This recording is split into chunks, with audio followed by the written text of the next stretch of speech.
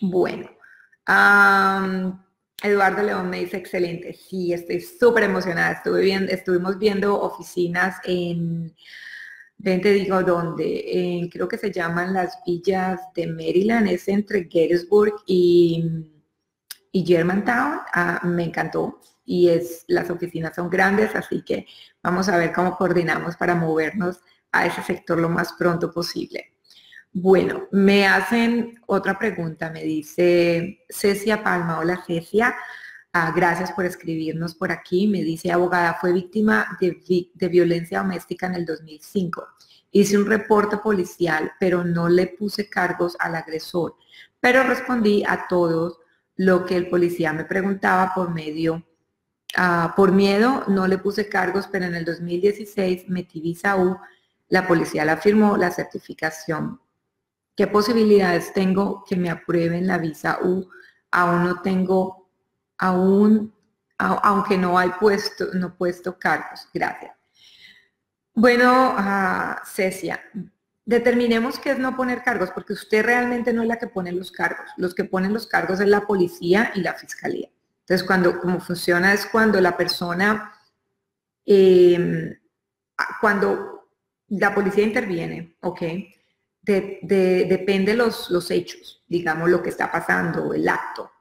La policía determina si el acto, ¿ok? O los hechos son generadores crean un delito. O sea, existen los elementos o el acto como tal es un acto criminal, ¿ok? En base a eso, la policía hace un arresto o hace un reporte policial donde dice que posiblemente se cometió el delito de asalto agravado o asalto simple, con armas, sin armas, con manos. Bueno, depende del estado, hay diferentes nombres o maneras de identificar ese crimen o los crímenes, ¿ok?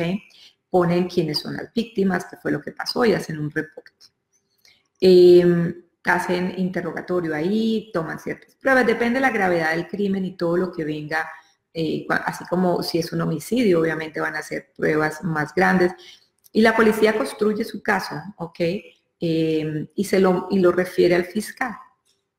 El fiscal toma la decisión si lleva ese caso a corte criminal o no. O sea, si hay suficientes evidencias, pruebas para determinar que la persona es posiblemente responsable. Si es un caso que el fiscal considera que puede ganar en corte porque existe suficiente evidencia. Pero ya el fiscal, que es abogado, ¿ok? Ya hace una valoración un poco más legal y detallada de los cargos y dice, bueno, yo tengo fotos de las heridas, tengo la declaración de los niños, tengo la declaración de la vecina, tengo la misma declaración de la víctima, de cuando pasaron los hechos, tengo un reporte detallado de la policía, esto es suficiente para llevar a esta persona a corte criminal. Y ya el fiscal determina si continúa con los cargos que dijo la policía, si fueron unos cargos correctos, puede ponerle más cargos, puede quitar unos cargos, pero obviamente va a juicio.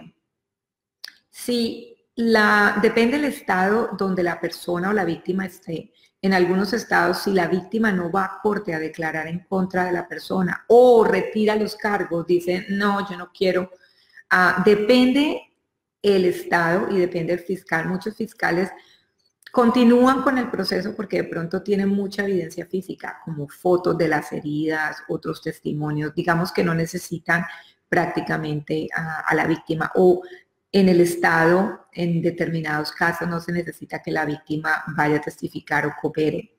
Ellos, depende de la situación, pueden continuar. Entonces, es dependiendo del estado. Inmigración hace un análisis similar, ellos, porque recuerden que en la visa U, los requisitos es que usted sea víctima de un crimen calificado para la visa U, ¿ok?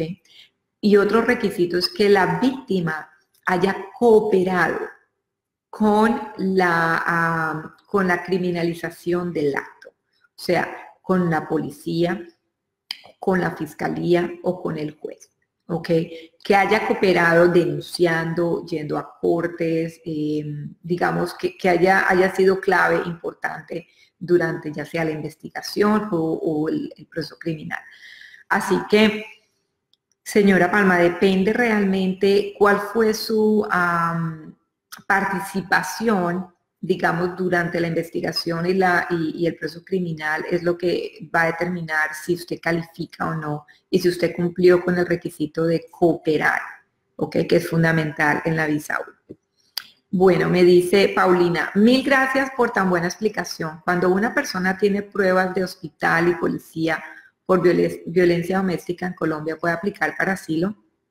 Hola Paulina, hablemos un poquito de eso. Bueno, primero que todo, quiero informarle a usted y a todos los oyentes o recordarles, porque en los anteriores cafecitos habíamos hablado de eso.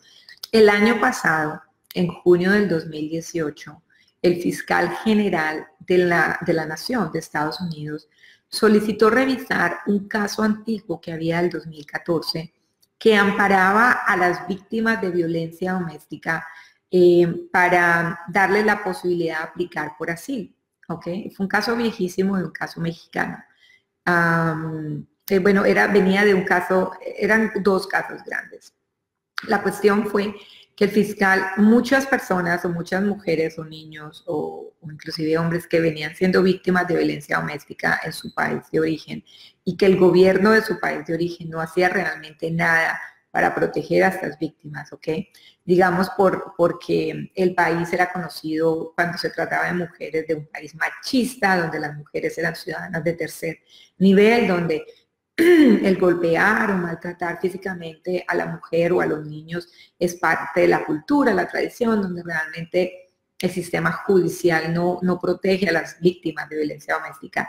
En estos países, obviamente, y para estas personas, se había aprobado el asilo en base a la violencia doméstica.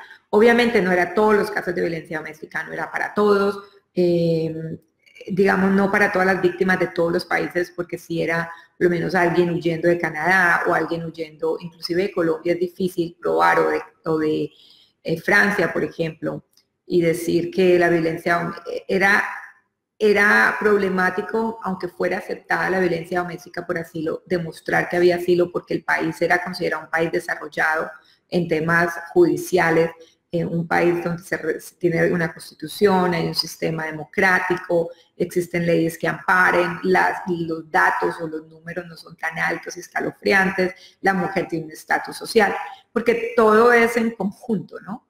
Porque lo que usted le está pidiendo a Estados Unidos cuando pide asilo es protéjame, que en mi país me van a matar, me van a lastimar, van a violar mis derechos fundamentales, mis derechos humanos, y ya sea que el gobierno mismo lo vaya a hacer o el gobierno permita que otros actores lo hagan y el gobierno no hace absolutamente nada. Entonces, eso significa que el gobierno tiene que ser un gobierno en crisis, un gobierno con problemas serios de tipo políticos y sociales, un gobierno que no hace nada por sus ciudadanos. Pero en junio del 2018 esto se cayó y ya digamos que ya no existe el caso o la jurisprudencia que ampare directamente un asilo en base a violencia doméstica, aunque existan las pruebas. Esto no significa que los abogados no puedan ser creativos o que no existan otros méritos como la violación de los derechos fundamentales y humanos de la mujer, de los niños y el amparo que esto requiere.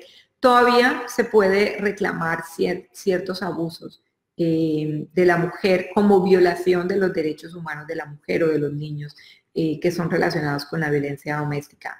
Pero no es tan fácil, primero que todo.